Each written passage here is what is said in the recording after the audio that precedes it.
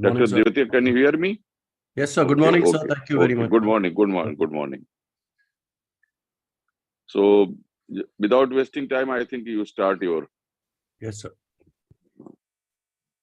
I congratulate you again for your. Thank you very much for inviting me to speak at APPEC, and I will be speaking on the newer modes of mechanical ventilation, or the advanced modes of mechanical ventilation. Now, we know that there are essentially two control modes. One is the volume control and the pressure control mode. The volume control mode, the advantage is that the tidal volume is set and it's held constant, but the pressure that's developed is variable. The tidal volume is guaranteed irrespective of the compliance or resistance of the respiratory system. In pressure control ventilation, the pressure is held constant, but the tidal volume delivered varies depending on the resistance and compliance of the respiratory system. So the good point of volume control ventilation is that the tidal volume is fixed and guaranteed. The downside is that the flow rate is fixed, and therefore, if the patient's ventilatory pattern or the respiratory pattern changes, unless you change the flow rate on the ventilator, there might be dyssynchrony between the patient and the ventilator. On the other hand, with pressure control ventilation, the tidal volume is not guaranteed. It's the pressure that is fixed, and the tidal volume can vary depending on the resistance and compliance of the respiratory system, but the flow pattern matching with the patient's breathing pattern is excellent, and therefore there is less scope for patient ventilator asynchrony with pressure preset ventilation. So there are pros and cons to both sort of controls for ventilation. Now, we perceive the newer modes for various reasons. One is to assure a desired tidal volume in pressure control ventilation. So you have the benefits of pressure control ventilation, which is a limit to pressure, flow matching with the patient's breathing pattern. And if you can guarantee tidal volume in this, then it would be an advantage. Other modes are required to allow better spontaneous breathing, to protect the lung in ARDS, very importantly, to improve patient synchrony and comfort and to decrease the work of breathing. And finally, we might need newer modes to enhance automation from ventilation to the breathing process. So in order to provide a guarantee of tidal volume during pressure control ventilation is a mode called pressure regulated volume control. It's a misnomer, if you ask me. It is not a volume control ventilation. It is a pressure control mode in which there is some mechanism to guarantee a tidal volume which is being delivered. So PRVC, as it is called, is basically pressure control, and there is a closed loop ventilation mechanism which adjusts the level of pressure to maintain the desired tidal volume. Now, this method of ventilation is present on multiple ventilators, but the original mode was called PRVC, was present in the Siemens Servo, in other ventilators called the Autoflow Draeger, and so on. I will briefly describe how PRVC works. So first, we set a target tidal volume. Okay, the ventilator then gives a few volume controlled breaths to calculate the resistance and compliance and the best pressure which will be required based on the compliance and resistance to deliver that tidal volume. Then it starts pressure control ventilation with that calculated pressure control level.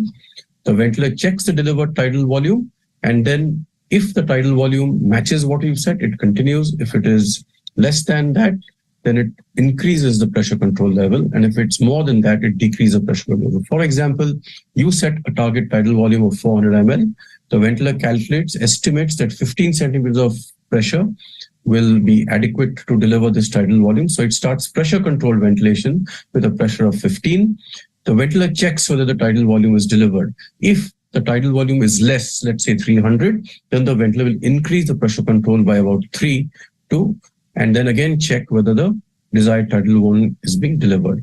On the other hand, if the tidal volume delivered is more than the target, then the ventilator will decrease the pressure control ventilator by 12 and will again check the tidal volume and go on in this fashion. Okay, so that's how it will deliver guarantee a tidal volume or give the desired tidal volume in a pressure controlled ventilation. Just like you have pressure control ventilation or assisted ventilation, you can have pressure support ventilation, in which the ventilator does exactly the same thing. It increases or decreases the pressure support level during spontaneous breathing to match the set tidal volume, and this is called volume support ventilation.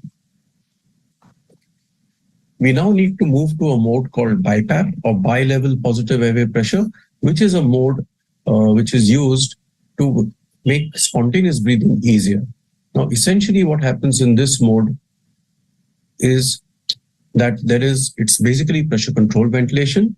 And in standard pressure control ventilation, when the inspiration is going on, when the ventilator is in inspiration, the expiratory valve is closed. So if the patient wants to breathe spontaneously, wants to exhale during that period, then he cannot do so, right? Because the expiratory valve is closed, and then there is a clash between the patient and the ventilator. In BiPAP, in the pressure control mode, they have a very sensitive valve, right?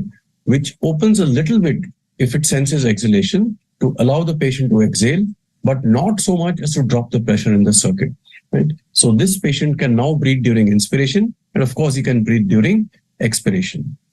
Now, essentially what BiPAP is, it's a combination of two CPAP levels.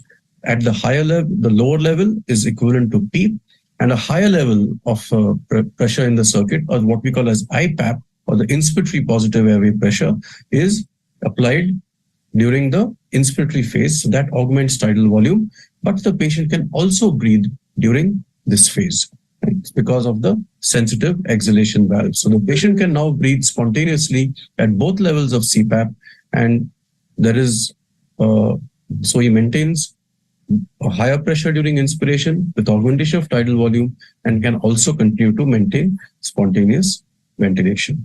Okay. Now, if the set rate is say 10, but the patient's respiratory rate is 20, then the patient will get 10 assisted breaths from the BiPAP format, from this format, and he will then have 10 breaths on his own, right? And that is so it's something like a pressure controlled SIMV mode, but the patient is able to breathe spontaneously at both inspiration and expiration.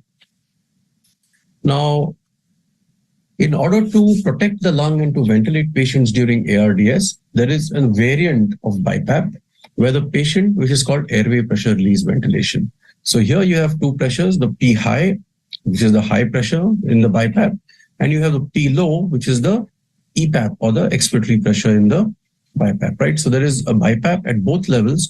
The difference is that the inspiratory time is extremely prolonged compared to the expiratory time. So there is a very long P high and a very short P low. In other words, it's something like, it's a very much of an inverse ratio. The ratio could be 4:1, 6:1, in extreme examples, even 8:1, right?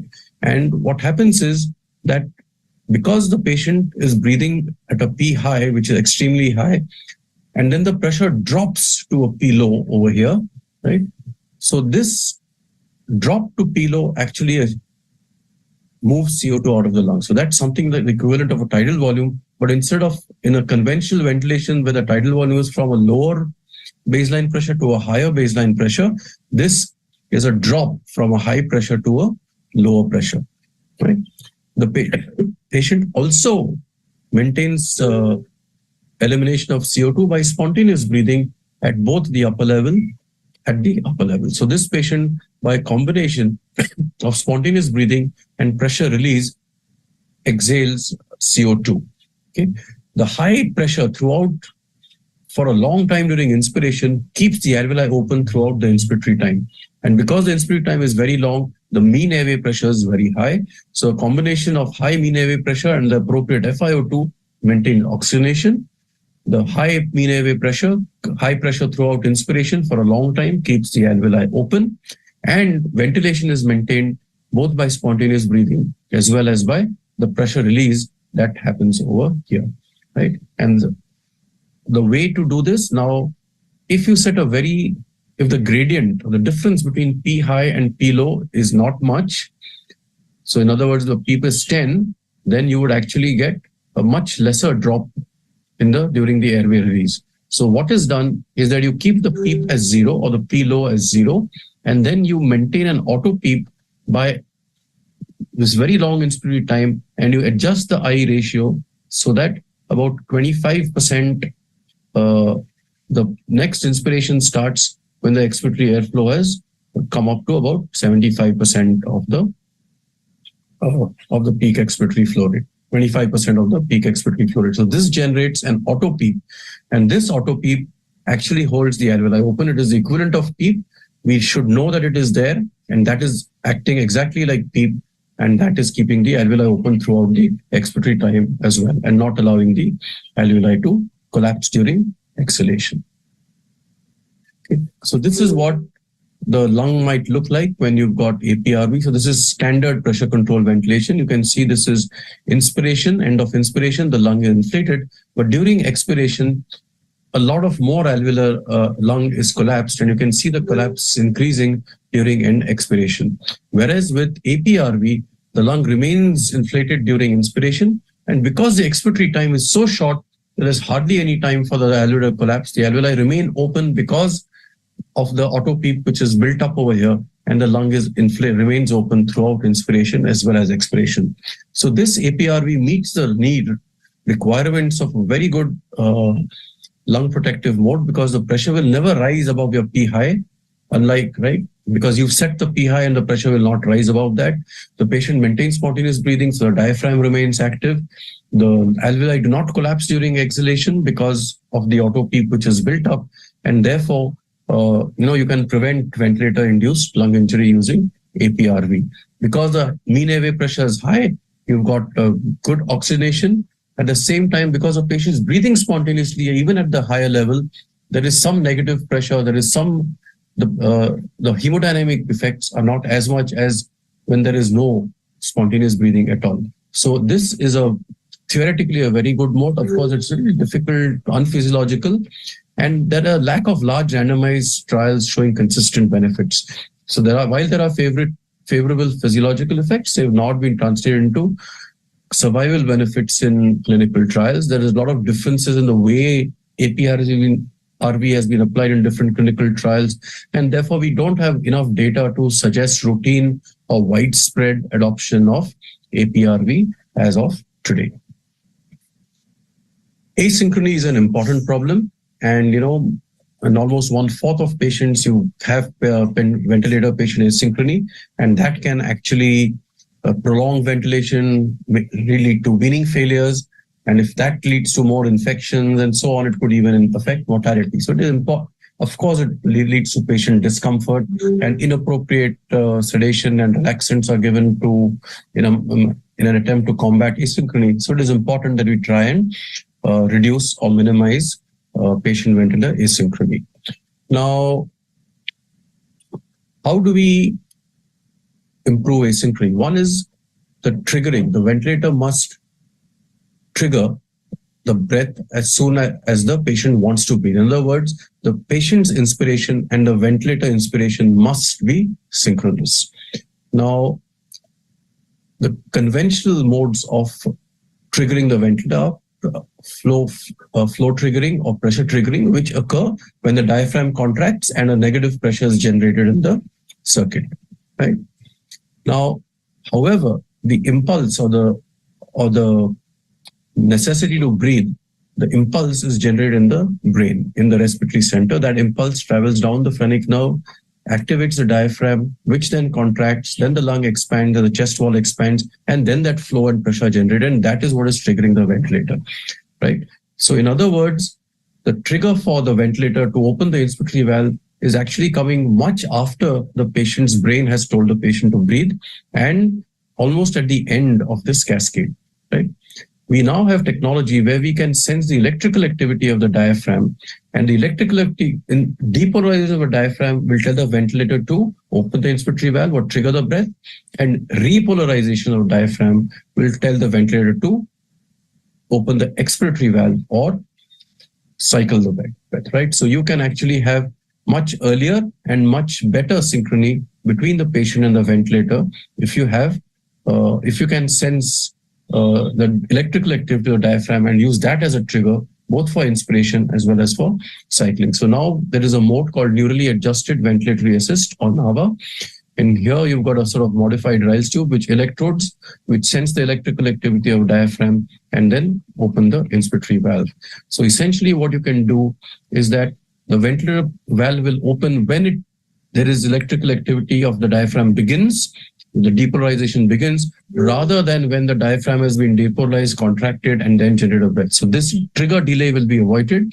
And similarly, when the repolarization begins, the cycling of ventilator can occur and the expiration can start, unlike in conventional modes where you actually wait for a certain time to elapse. So again, cycling delays can be avoided. So NAVA is a theoretically an excellent mode because both the inspiration and the expiration can be very nicely timed along with that of the patient. There are other benefits as well. Now in pressure support ventilation, for example, all breaths get the same pressure, right? Are ventilated with the same pressure because whatever is the set pressure support level. If the patient is a little more breathless, right? So then it comes to he gets the same level of pressure support as when he's less breathless. On the other hand, with NAVA, the degree of assist will vary depending on the electrical activity of the diaphragm. So here, this patient is not very breathless. You can see there's so much activity of the diaphragm. You can see that the amount of support is less. On the other hand, here the patient has become more breathless. He's swinging, the diaphragm activity is much higher.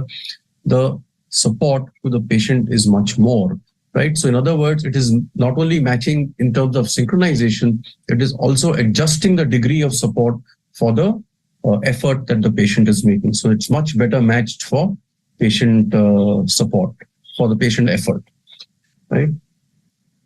So here it's the same no matter what is the effort. And here, as long so there is much better matching of the support level with the effort level.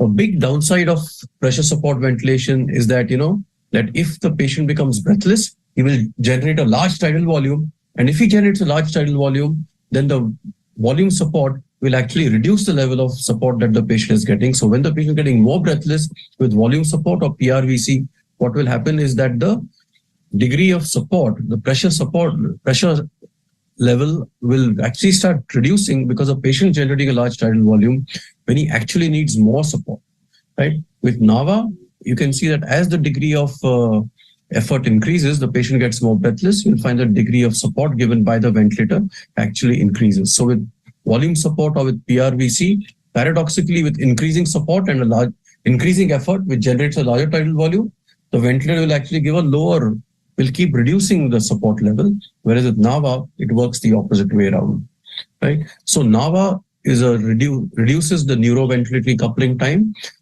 Its inspiration and cycling are linked to neural parameters. And very importantly, two things, the level of assist is proportional to the demand. And by neural reflexes, the tidal volume is limited to about 6 mils per kilo. So in other words, NAVA improves cycling, improves synchrony, improves patient comfort, gives adequate support based on the demand, and it also protects the lung by giving a tidal volume of approximately around 6 mils per kilo. So now again is an extremely attractive mode. There is another mode which is matching the patient effort and which also is very good at cycling at synchrony, and which is called proportional assist ventilation. Now, if you look at ventilation, there is a equation of motion of the respiratory system, and essentially what it says is the pressure that you need is in the circuit or in the airway is the baseline pressure plus what you need to require to overcome the resistance in the airway and what is required to overcome the stiffness of the lung. So this pressure is equivalent to the baseline pressure plus flow into the resistance plus volume upon compliance, right? So this is the ventilating pressure. This is the pressure required to overcome airflow resistance, and this is the pressure required to overcome elastic recoil and the stiffness of the lung. Okay. Now, what happens in pressure support ventilation and proportional assist ventilation? Essentially, the patient is breathing spontaneously, right? So the ventilator is giving a certain pressure, plus the patient is generating a pressure by the effort of the respiratory muscles. So the total pressure is the airway pressure plus the muscle pressure. Okay, so that is, so whatever effort you need you need to overcome the normal elastance and resistance as well as the abnormal elastance and resistance. So the normal load as well as the abnormal load. And ideally what we would want the ventilator to do is do the work to overcome the abnormal load. And if you have to know what is the abnormal load or what is the overall load of the patient, you need to have instantaneous measurement of the resistance and compliance throughout the breath. Okay, so throughout the breath, you will get the ventilator will estimate the resistance and compliance by a very complex sort of method, technology, which I cannot either understand or explain. But essentially, in proportional assist ventilation, the patient demand is measured by monitoring the flow and volume every 5 milliseconds. And it measures the resistance and compliance every 4 to 10 breaths. So extremely sensitive technology. And based on that, the ventilator knows how much is the total load, and you have to tell the ventilator how much of the total load you want the ventilator to do. So you can set it to 60%, 70%, 80% of the load to be taken by the ventilator. Okay, and this is because the ventilator is measuring the patient's muscle effort as well as the resistance and the compliance. Okay, so immediately after triggering, the ventilator monitors the inspiratory flow and volume and generates an airway pressure. And this is again given by the flow assist and the volume assist. Okay. So the transition to expiration is also driven by the muscle pressure. So when the ventilator senses that the muscle effort is waning, that is a signal for the ventilator to switch over to expiration. Okay. Now, and because it uses the patient effort, the muscle effort to detect inspiration as well as expiration, the matching of with the patient effort is much better with proportional assist ventilation. This is what might be happening in pressure control ventilation. This is the ventilator setting, and this is the patient, and this is the ventilator, right? So the ventilator is fixed over here. This is the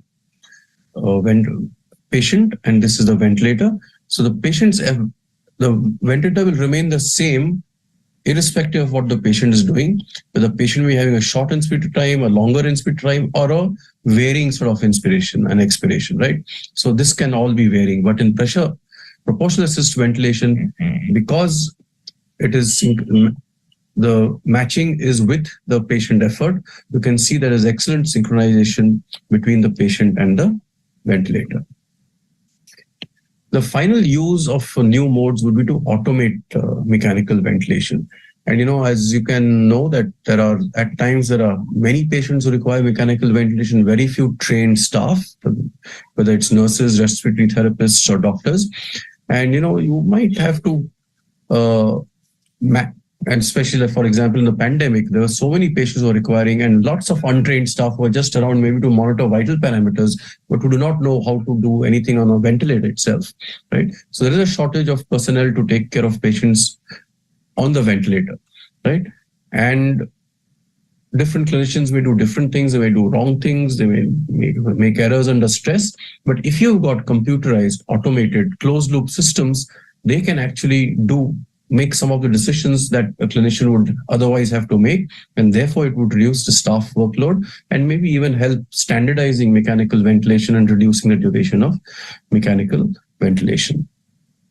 So one such mode is called adaptive support ventilation. It is present on the Hamilton machine and also on the Mindray ventilator, one of the newer models of Mindray ventilator.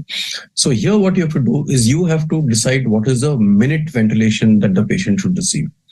That's all you need to do, right? And the default is 100 ml per kilo per minute for adults, right? And you can decide whether you want how much of this minute ventilation you want the ventilator to provide, whether you want it to provide 100%, less than that, or more than that, right? So you can decide on how much of this minute ventilation you want the ventilator to deliver. Once you set the minute ventilation, the tidal volume and respiratory rate are calculated by the ventilator using an equation called the Otis equation, which results in the optimal breath pattern with the least work of breathing, with the least work of breathing. So you don't have to set tidal volume and respiratory. That is automatically set by the ventilator, by the algorithm inside the ventilator. And then the inspiratory pressure. So again, this is all pressure controlled breaths. The inspiratory pressure and the machine rate are then adjusted to meet the target. So for example, if the patient is breathing spontaneously, okay, and the spontaneous tidal volume is equal to the target volume, then there is no extra pressure control breaths given. If it is less than the target, then it increases the pressure control level. If the tidal volume is more than the target, it decreases the pressure control level, right? If the patient's respiratory rate is equal to the target, which is again set by the ventilator, no mandatory breaths are given. If it is less, then mandatory breaths are given by the ventilator. And if the patient's respiratory is more than the target respiratory rate, then the mandatory breaths given by the ventilator are decreased. So it just auto increases or decreases the level of support as well as the number of breaths based on the matching between the patient's variable and the target variables. The Hamilton has gone one step higher, and they've got a mode called Intelligent ASV, Intelligent Adaptive Support Ventilation. And here, in addition to what ASV does, it uses another equation called the Mead equation to adjust the tidal volume, respiratory rate, and PEEP to reach a low driving pressure. Okay. So the lower drive, now the lower the driving pressure, the better is the lung protection. So it uses these parameters and the equation to reach a low driving pressure. The minute ventilation is then also adjusted based on EtCO2 reading. So it not just has a target of respiratory rate and minute volume, but it also has a target of EtCO2. So based on that, it will adjust the minute ventilation. And in addition, it also titrates PEEP and FiO2 based on the ARDS net table and the SpO2 reading. So you have to have a pulse oximetry attached to the ventilator. You have to have end-tidal carbon dioxide attached to the ventilator. And based on that, it adjusts, based on the SpO2, it adjusts the PEEP and FiO2. Based on the EtCO2, it adjusts the minute ventilation. Of course, the target ranges for end-tidal CO2 and SpO2 are set by us. So that's what we have to give that input. And then as the patient gets better, it will reduce the minute ventilation, it will reduce the respiratory rate, and then eventually go into a spontaneous breathing trial. So it will do everything from ventilation to spontaneous breathing trials and breathing trials. So this is a sort of one-stop mode for all the sort of processes of mechanical ventilation. Again, it seems to be extremely attractive. So there have been trials done of IntelliView and ASV, and they found that it's as good as manual doctor-controlled ventilation, right? As conventional ventilation in keeping low tidal volume and avoiding hypoxia. Okay, so it's safe, but there is no superiority. So as of now, we can say it's feasible, it's safe, but the results are not much better. But I guess as people use it more and more and we have more and more experience, we might actually find some more uses for it, but at least there's no harm to it. Another ventilator, the Draeger, has got a automated weaning system called the Smart Care system. And here again, it uses a combination of pressure support, end-tidal CO2, and the respiratory rate to decide whether to increase the pressure support level or decrease the pressure support level. And once the pressure support level comes down to about 5 to 7, it prompts the clinician to do to extubate the patient, right? So again, this is, and it of course uses the EtCO2 to know that the minute ventilation is adequate for the patient. So again, it's an automated sort of weaning system. So there's again a closed loop of values of respiratory rate, tidal volume, and EtCO2. How do these modes fare compared to standard pressure support ventilation? And there have been a few studies, not many studies. If you see the number of studies as not many, number of patients are also not many, but there have been some attempts being made to compare adaptive support ventilation, NAVA, and proportional assist ventilation and Smart Care with pressure support ventilation, right? And the parameters that have been looked at are, one is successful weaning, and here PAV seems to have the edge compared to pressure support ventilation, where the others have not shown much difference. In terms of weaning time,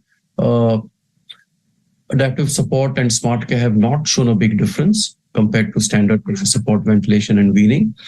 Duration of mechanical ventilation has been positively improved with proportional assist ventilation. So proportional assist ventilation seems to show some sort of promise over here. In one study, NAVA did not have other benefits, but the mortality, ICU and hospital mortality were reduced, and we don't know the mechanism of that, right? So again, these modes seem to have some promise, but the overall, we don't have much experience and not many studies have been done. Will it reduce workload? Well, it depends on how we feel about leaving a patient entirely on the ventilator and going off to sleep. I don't think we can sleep if the patient is entirely being left to the ventilator itself to do all the things. So it does reduce the number of interactions between caregivers and ventilators, but it does take time because, we have to change our culture, our sort of way we look at things. And perhaps it is more time consuming to supervise an autopilot than being the pilot ourselves. Okay. So we need to set our alarms well. We need to do these things. And it might take a little time for us to get used to a completely automated system. So as of now, I don't think automation is completely being handed over to the ventilator, but maybe we can do more and more of it as we get more and more used to this sort of system. Okay. So at the end of the day, I think we've got new modes. They are marvels of technology, but I don't even call them breakthroughs or a revolution in mechanical ventilation. They do have physiological benefits. They do have some benefits in terms of automation, in terms of reducing weaning and so on in some modes. But overall, there's no earth-shaking or demonstrable improvements in outcome. And of course, we do need more clinical study, and we also need to be better acquainted with these modes ourselves before we can derive the maximum benefit for them. Okay, so thank you very much for listening, and I'd be happy to answer any questions. Thank you, Dr. Devatia. If there is any question in the chat box? No, sir. Can we take any question from the audience, if there are any? No questions as of now, sir. So I must say, Dr. Devatia, thank you. You have already answered the question which I had in my mind. If there is any data showing the advantage or mortality benefit or morbidity benefit with the ventilator, the newer mode. As you had rightly said that during pandemic, we had a lot of problem in running the ventilators. But at the same time, during pandemic, there are lots of companies with the big claim in the name of Make in India. The many new ventilators have come in the market, and government sector is specializing that we should go for the Make in India ventilators. And we don't have the data to show the advantage, real advantage, because they all also industry, in the Indian industry, they are all saying that these data are only theoretical, not very practical. So definitely there is role of artificial intelligence, and we must try to prove that advantage of using the artificial intelligence, so that we can say that these newer modes of ventilator are good, because they are very expensive. They are not made in India, that we are having some problem in procuring them. I don't know how to solve this problem, but at the same time, we must keep on looking the advantage of and disadvantage of having the very expensive or with the newer mode ventilator. Any comment, Dr. Devatia? Thank you, sir. So I think you're absolutely right. We will keep getting newer modes, and I don't think we should discard them, but we should also evaluate them and understand them before we adopt them wholeheartedly. So we should use them. We should try and understand how they work, whether it makes a difference to us in our setting, in our system. If we spend a little more money, but eventually if it helps us overcome some of our problems of staffing and so on, they might be worth it. But we need to evaluate them and have a look at everything before we decide one way or the other what we are going to do. Yes, we must look into the issues so that we can impress the authorities that these are not only new ventilators, but there is definitely advantage. If it is theoretical, then it is also practical also advantage. Any more question from audience? Any No, sir. suggestion? So with this, I can say thank you to Dr. Devatia. It was good to see you in online. I missed Negrims because of the travel disadvantage. So see you very soon. Thank you, sir. And thank you all the organizers of APPEC 23 for inviting me. It's been a great pleasure. Thank you, sir. Thank you, sir, and thanks to the speakers.